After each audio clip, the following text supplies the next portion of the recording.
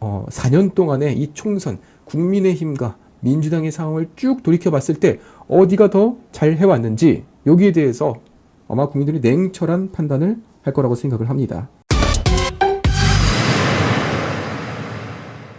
오늘 아시아투데이 일면 보도로 한번 화면을 보면서 시작하도록 하겠습니다. 총선이 정확하게 한 달 남았습니다. 4월 10일 총선이니까 오늘 이제 3월 11일이고 정확하게 한 달. 한동훈 위원장은요, 저희 야권의 거대 야권의 폭주를 저지하겠다. 반대로 이재명, 민주당 이재명은 심판의 날이다. 무능을 심판하겠다. 이러한 지금 대결 구도로서 이번 총선에 지금 이제 9군이 걸린 진검승부가 예정되어 있습니다. 지금까지 국민들의 이런 대부분의 여론을 보면요, 추세는 정권 심판론이 상당히 우세를 했지만 한동훈 위원장이 등판한 뒤로부터는 급격하게 그러한 선거 구도가 뒤바뀌면서 정권 심판론이 아닌 정권 안정론, 그리고 이 정부가 안정적으로 갈 수 있도록 저 거대 정치 야권의 폭주를 저지해야 된다. 이런 여론이 최근부터 급상승을 하면서 이에는 정말 한 달 뒤의 총선 아무도 결과를 예측할 수 없다는 겁니다. 이번에 리얼미터에서 여론조사를 보니까 일주일 전에는 국민의힘이 이겼다가 갑자기 오늘은 또 뭐 민주당이 이겼다? 이런 여론조사를 보면서 제가 느끼는 게 뭐냐면 결국 이 우리 국민들의 진정한 생각이 중요한 건데 지금 이 언론에서 너무나 많은 난립하는 이런 여론조사 결과들 때문에 오히려 그 여론조사 결과를 갖고선 국민들이 여론을 만들어내는 이런 이제 주와 종이 바뀌는 이런 결과를 제가 좀 보고 있습니다. 그런 점에서 이 여론조사의 경우에는 추세와 흐름을 보는데 참고를 하면 좋겠고, 가장 중요한 거는 바로 국민들의 생각, 민심이겠죠. 그러면서도 과연 이 국민들이 지난 4년 동안의 이 총선, 국민의힘과 민주당의 상황을 쭉 돌이켜봤을 때 어디가 더 잘 해왔는지 여기에 대해서 아마 국민들이 냉철한 판단을 할 거라고 생각을 합니다. 이번 총선은요, 윤석열 정부 집권 3년차, 그리고 지난 지방선거 이후 2년 만에 치러지는 선거입니다. 결국 아마 지금 민주당 지지자들 사이에서는 윤석열 정권을 심판하자, 이런 이제 주장을 하는 것이고, 민주당이 이런 국민의힘을 지지하는 분들 입장에서는 민주당의 이런 거대 야권 정치권을 이제 제동을 걸자, 폭주를 저지하자. 만에 하나 국민의힘이 패배할 경우에는 여소야대, 그리고 윤석열 정부의 레임덕에 빠질 수 있습니다. 반대로 민주당이 패배하고 국민의힘이 압승할 경우 그때부터는 윤석열표 3대 개혁은 날개를 달고 직진을 할 수 있는 거겠죠. 따라서 단순히 이번 총선이 어디 당이 더 우세하냐, 어디 당이 더 많은 의석을 가져가냐, 여기서 그치는 것이 아니라 더 나아가 대한민국의 경제안보 위기 대응에 해법이 달라질 수 있는 이런 국가 운명이 이번 총선에 걸려 있다는 겁니다. 한동훈 위원장은 입장문을 내서 3가지의 세력을 폭주를 저지하겠다. 첫 번째, 운동권, 특권 세력. 2번째, 부패 세력. 마지막으로 3번째, 종북 세력. 이러한 운동권, 부패, 종북 세력에 대한 저 민주당이 결집되어 있다는 거고, 그 이재명 민주당의 폭주를 저지하겠다. 따라서 이런 말과 함께 한동훈 위원장은 오늘 그 고향과 이런 일종의 국민의 입장에서 험지라 불릴 수 있는 이런 격전지에 가서 지금 유세, 전국 순회에 돌입했습니다. 시청자 여러분, 이번 총선 중요한 것은 너무나 잘 아실 겁니다. 그런데 더더욱 중요한 것은 이제 투표장에 나가는 것이다. 그리고 2번째로 이 지역구 뿐만 아니라 이 비례정당 선거도 상당히 중요하다는 점을 말씀을 드립니다. 그런 점에서 지금 국민의힘은 애초부터 준연도경제를 비판하면서 사실상의 준연도경제를 무력화한 국민의 미래당이 지금 함께 한 몸으로 움직이고 있습니다. 그런 점에서 지역구에 한 표, 비례 정당에 한 표씩 이렇게 2개의 정당에 투표를 하면 됩니다. Welcome to my party, we're just getting started. A life is a dream or a nightmare scarring. Hand me a drink cause I think I'm going all in. Get me a... 진작에 이재명 민주당의 이런 공천 시스템에 대해서 문제를 제기하고 경선에 임했으면 안 되는 거였습니다. 그런데요, 지금 채팅창에서 말씀을 해주셨네요.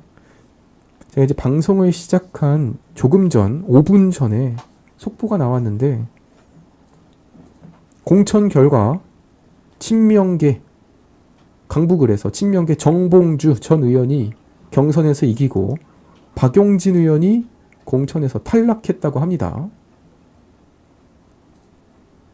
예, 화면을 한번 보면요. 결국에 이거는 이제 예정된 대로 결과가 났네요. 그러니까 저 박용진 의원은 한때 이재명과 이런 당권을 놓고 경쟁한 사람이고, 그리고 이제 하위 20%, 10%에 들었던 분 아닙니까?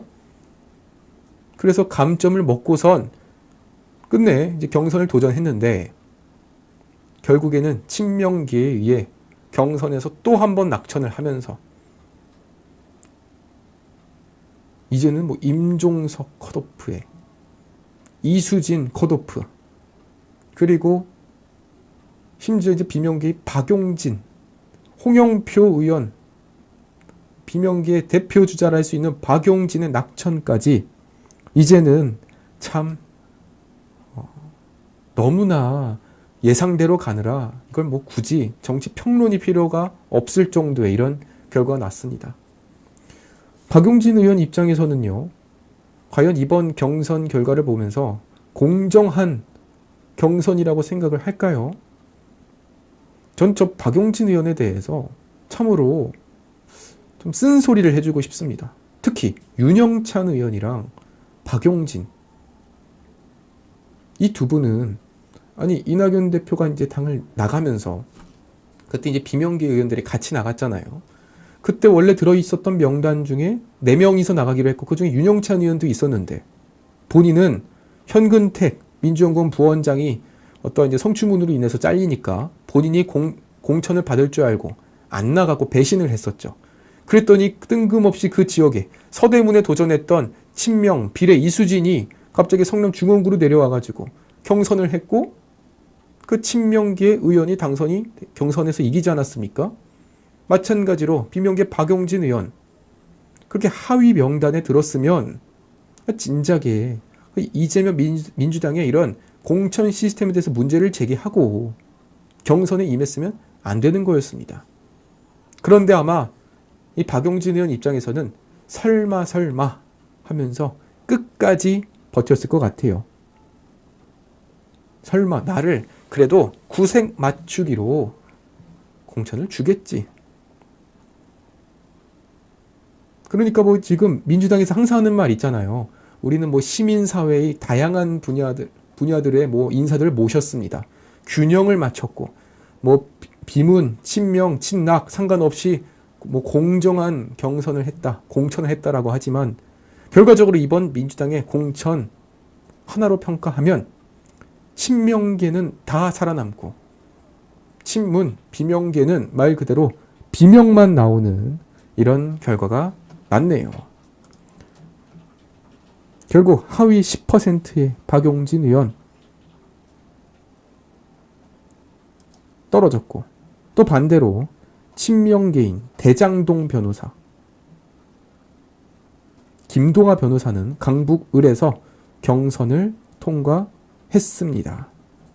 그러니까 대장동 변호사들, 이재명 변호사들은 이번에 공천 다 받았고, 반대로 비명계는 지금 거의 예외 없이 다 떨어졌다. 예, 그러면은 결국 또 이 정봉주라는 분이 다시 이제 지금 국회의원 선거에 도전을 한 상황인데요. 참으로 이번 총선, 제가 아무리 중요하다 말씀을 드리지 않아도 이제는 우리가 지금 목소리를 확실히 낼 때가 된 것 같습니다. 그러면 이제 박용진 의원의 이제 좀 선택, 행동에 대해서 한번 말씀을 드려보면 어떻게 해야 되냐. 즉 임종석처럼 뭐 인정한다. 그래도 일단 총선이 이겨야 되니까 내가 지금 목소리를 내지 않겠다. 뭐 이렇게 할 수도 있겠고요. 아니면은 지금에서라도 본인이 여태까지 어떤 수모를 당했는지 확실하게 말해주고 그리고 당을 나와가지고 그 후위를 도모하는 이런 방안들이 있겠죠. 참 결국 지금 이제 공천 떨어진 사람들을 보니까 박용진 의원을 비롯해서 김의겸 의원도 경선에서 패배를 했고 임종석도 컷오프를 당했고 유정찬 의원도 컷오프 당했고 그리고 양이원영도 지금 안 됐고 참 그동안 이제 민주당에서 이재명을 그렇게 열심히 옹호하고 민주당을 그렇게 목소리를 내던 분들이 다 경선에서 패배를 했습니다. 그 이유는 과연 무엇일까? 제가 충분히 설명을 드린 것 같습니다. Welcome to my party, we're just getting started. A life is a dream or a nightmare scarring. Hand me a drink cause I think I'm going all in. Get me a street. 지금 벌어지는 결과는 실제로 종북 논란이 나올 수밖에 없는 그런 명단이 된 거고 오늘 이제 민주당에서 벌어진 일들에 대해서 한번 말씀을 드려보도록 하겠습니다. 제가 조금 전 말씀드린 민주당 그 비례정당의 비례 1번 전지혜 총학생회장 청년 결의 하나 대표 지금 민주당 최고위에서 저 비례 순번에 대해서 문제를 제기하고 사실상의 재추천을 요구했다라고 속보가 나왔습니다. 그러니까 민주당의 최고위 지도부가 저 더불어민주연합이라고 하는 위성정당에다가 그 4명 다른 사람 추천해 그 4명은 안 되라고 요구를 한 것이죠. 비례 1번 전지혜는요. 한미연합훈련 반대 시위를 벌여온 사람이고 비례 2번은 사드 배치를 반대한 사람이에요. 그런데 한미연합훈련, 주한미군 철수, 사드 배치 반대 하나로 통하는 거잖아요. 친북. 그러니까 지금 통진당이 이름만 바꾼 진보당, 그 진보당에서 이미 비례로 3명의 후보를 들여오기로 했는데 이제 와가지고 지금 또 시민단체 추천으로 또 진보당 세력들이 들어온다는 거죠. 그러면 이게 지금 어떤 일이 일어나냐면 결과적으로 진보당 세력들이 거의 지금 대여섯 명, 7명 정도가 순번에 들어와서 지금 민주당의 비례정당을 다 차지하는 이런 결과가 나고 있는 거예요. 그러니까 애초에 처음부터 그냥 1번부터 20번까지 그냥 나열한다면 모를까. 시민단체 추천으로 몇 명, 그리고 진보당에 추천한 거 몇 명, 이런 식으로 나름대로 다양한 세력들의 이런 입장에서 추천을 해가지고 그걸 연합한 게 지금 이제 더불어 비례 연합 아닙니까? 그런데 알고 봤더니 조금만 깊게 보니까 여기도 진보당, 저기도 진보당, 여기도 친북, 저기도 친북. 민주당의 김민석 상황실장은요. 민주당 최고위는 이번 국민후보 4인의 선정 결과를 놓고 매우 심각한 우려를 표명했다. 따라서 국민 눈높이에 맞게 더욱 철저히 검증해야 한다라고 말을 하면서 재추천을 요구합니다. 그러니까 지금 민주당 내에서 더 심각한 비례와 관련된 공천 파동이 일어난 거예요. 특히 맨날 이제 선거 때만 되면 나오는 얘기 있잖아요. 저쪽에서는 뭐 친일파 정당, 뭐 이쪽에서는 뭐 종북 주사파 정당. 그런데 지금 벌어지는 결과는 실제로 종북 논란이 나올 수밖에 없는 그런 명단이 된 거고 따라서 지금 민주당에서는 지금 국민들의 여론이 너무 안 좋으니까 재추천을 요구해서 따라서 이러한 새로운 인물들, 논란이 덜한 인물들을 지금 고려하고 있다. 이렇게 지금 보도가 나고 있습니다. 반대로 저 정당, 연합정치시민사회 측에서는 우리 억울해. 우리는 공개 오디션을 통해서 절차를 거쳐서 선출한 거다라고 하는데요. 제가 이 절차를 조금 깊게 따져보니까 이것도 웃긴 게 많습니다. 절차라는 게 뭐냐면 그러니까 오디션을 봐가지고 심사를 보고 이제 순번에 든 건데 지금 이 청년 결의 하나에 전지혜가 1등 했다는 거 아니에요. 심사위원 평가 만점을 받고. 그런데 그 심사위원 중에 한 명이 조성우라는 분이고 그분이 결의 하나의 대표 이사장이에요. 그러니까 이 결의 하나라는 단체의 이사장이 심사위원으로 있고 그리고 이번에 면접을 본 사람 중에 하나가 결의 하나의 뭐 산하라 할 수 있는 청년 결의 하나의 대표이고 그러니까 본인 단체에서 그 산하기관의 대표한테 만점을 주는 이런 일이 벌어져서 갑자기 이런 시민단체, 극좌 시민단체 멤버 한 명이 비례 1번을 달고선 국회의원이 되게 생긴 겁니다.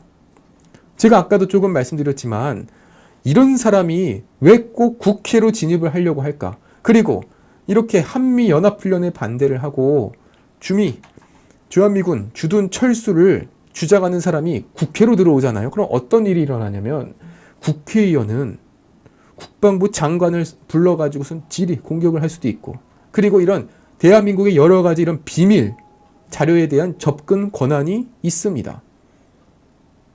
그러니까 저런 친북 좌파 시민단체 멤버들이 국회의원이 된다면요.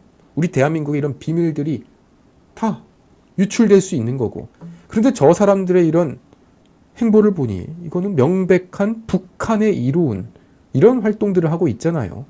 우리 대한민국이 아무리 자유민주주의 체제라고 생각이 다양한 생각을 존중한다고 하더라도 주한미군 철수를 우리가 어떻게 그걸 이제 다양한 생각이라고 할 수 있겠습니까? 지금 화면에 이제 보여지는 것처럼 진보당의 3명 결국 다 통진당 세력, 이석기 세력이죠. 민노총, 한총련 세력 그리고 시민사회 추천 저것이 바로 지금 논란이 되고 있는 시민사회 추천인데 저 시민사회 추천을 위한 추천위원회가 사실상의 진보당과 관련된 이런 곳이다. 그리고 저 시민사회 추천에 임태훈 전 군인권센터 소장 비례 20번을 지금 받았는데 저분은 군대에 간 적이 없죠. 그리고 커밍아웃을 했습니다. 그런 분이 지금 군대의 인권을 논의를 한다는 것. 군대를 가지 않고 동성애이지만 군대의 인권에 대해서 지금 최고 권위자가 된 이런 참 아이러니한 상황이 있는 것이고 마지막으로 새진보연합에 이름을 올린 용혜인 의원은 저분은 지금 이미 비례를 한번 했는데 그런데 비례를 또 하겠답니다. 아니 나이가 많은 것도 아니에요. 나름대로 청년 정치인 아닙니까? 그러면 아니 국회의원 4년 했으면 그럼 적어도 비례로서 본인이 그동안 열심히 활동을 했으니 지역구에 가가지고 도전을 해야 되는 게 당연한 건데 또 이런 하나 자리를 요구해가지고선 비례 2번을 하는 참 우리 대한민국 정치권의 일종의 보이지 않는 이런 룰 그걸 또 깨트리는 거예요. 비례는 한 번만 한다. 참으로 이번 선거는 말 그대로 오늘 고성국 칼럼에서 말씀드린 것처럼 원칙과 대의 명분이 실종이 되었다. Welcome to my party, we're just getting started. A life is a dream or a nightmare scarring. Hand me a drink cause I think I'm going all in. Get me a street. 이러니까 조국 혁신당이 20대 지지율이 0%가 나오는 거 아닌가 싶습니다. 조국 혁신당의 후원회장이 이제 문성근 배우죠. 그런데 이 문성근 씨의 아버지가 통일운동가 고 문익환 목사고 그 고 문익환 목사가요 1989년 북한에 밀입북해가지고 김일성과 만나서 회담한 뒤에 웃으며 나오는 장면을 SNS에 게시했습니다. 한번 화면을 잠깐 볼까요? 이 조국혁신당이라는 곳에 후원회장이 본인의 아버지가 북한에 밀입북해가지고 김일성과 만나 사진을 찍은 걸 지금 이 시점에 왜 올렸을까? 이거는 제가 볼 때는 확실한 메시지를 보이지 않는 일종의 구호, 지령, 메시지를 줬다고 생각을 합니다. 그러니까 2018년도에 불었던 평화올림픽, 가짜 평화올림픽의 그런 이 분위기, 통일이 된다. 조만간 우리 한반도는 이제 하나의 통일된 국가로 평화, 통일이 가능하다. 이런 분위기가 조성이 되었었죠. 그러면서 2020년에 있어선 2018년의 지방선거, 2020년의 총선까지 그 통일 바람으로 민주당이 다 압승하지 않았습니까? 그러니까 이번에 또 한 번 문성근 씨가 국민적인 이런 인지도와 지위, 유명세를 이용해서 이런 사진을 올렸고 북한과 이런 손을 또 한 번에 내밀고 있는 거예요. 저는 이걸 보면서 뭘 느꼈냐면 이러니까 조국혁신당이 20대 지지율이 0%가 나오는 거 아닌가 싶습니다. 우리 대한민국의 20대, 30대 청년들이 지금까지 어떻게 보면은 이 문재인 정권 때 가장 많은 피해를 본 세대이고 특히 2018년도부터 해가지고 계속 북한에다가는 손을 열고 내밀고 북한에다가는 지원을 퍼주면서 반대로 대한민국의 청년들한테는 한없이 냉혹한 이런 대한민국 사회를 만들지 않았습니까? 그렇기 때문에 저희 20대 청년들이요 다 백수가 됐다고요. 지금 백수가 대략 한 100만 명쯤 될 거예요. 일 안 하고 노는 청년들만 100만 명. 그런데 이런 상황에서 지금 이 조국혁신당이라는 곳이 청년들에게 기회를 주지 못할지언정 오히려 1호 공약으로 교육의 평등 입시를 제시하지 않나. 이제는 후원회장이라는 분이 김일성과의 사진을 올리는 이런 모습을 보면서 이게 참 우리 연예계부터 문화예술계까지도 다 왼쪽으로 치우쳐져 있구나. 그러니까 이제 얼마 전에 그러면은 유명 가수인 국민 가수인 김은국 씨께서 우파에서는 아무나 이거 함부로 소신 발언 못한다. 목숨을 걸어야만 할 수 있다. 이런 얘기를 하지 않았나 싶습니다.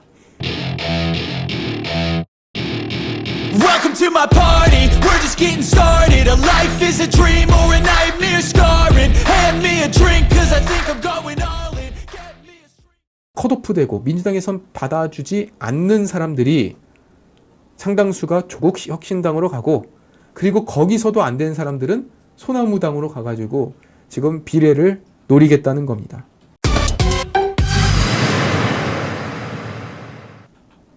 송영길 얘기를 이제 잠깐만 해보려고 하는데요. 광주에서도 출마 선언을 했습니다. 이낙연도 광주, 송영길도 광주, 민영배도 광주.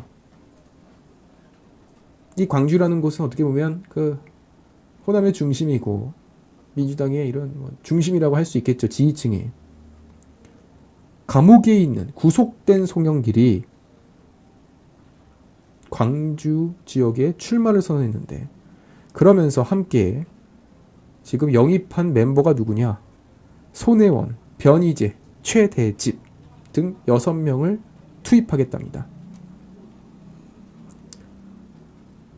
손혜원 의원의 경우에는 이미 유죄가 나기도 했고 변희재 이분은 한때 우파 보수의 스피커로 역할을 했던 분이고 최대집 이분 또한 한때는 우파 진영에서 활동을 했던 분이죠. 그런데 지금은 다 좌파로 넘어간 이런 사람들을 영입을 해서 지금 당을 창당을 하겠다는 겁니다. 그러면 결국 이번에 이 소나무당, 송영길의 소나무당 또한 조국신당과 똑같은 방향, 똑같은 이런 시스템이 있는 거예요. 민주당에서는 컷오프되고 민주당에선 받아주지 않는 사람들이 상당수가 조국혁신당으로 가고 그리고 거기서도 안 된 사람들은 소나무당으로 가가지고 지금 비례를 노리겠다는 겁니다.